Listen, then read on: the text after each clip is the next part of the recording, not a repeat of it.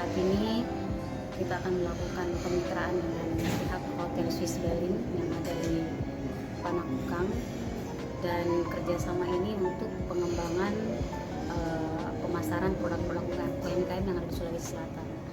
Harapannya kita bukan hanya di display saja, tetapi tadi dari hasil pembicaraan kita dengan pihak GM-nya itu ada gerakan belanja produk UMKM yang akan dilakukan setiap bulan, dan itu akan di-starting dari seluruh staf dan karyawan yang ada di Hotel Swiss Berlin. Nah, harapannya ini adalah bisa menjadi contoh baik kepada hotel-hotel lain maupun kepada masyarakat umum lainnya.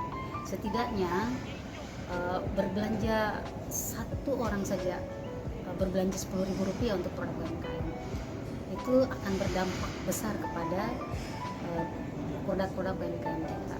Dan seperti yang tadi hasil pembicaraan kita adalah bukan hanya di display aja, tetapi untuk semua event-event wedding dan lain-lain itu kita akan diberi ruang untuk bisa mempromosikan dan juga bisa jualan langsung produk UMKM.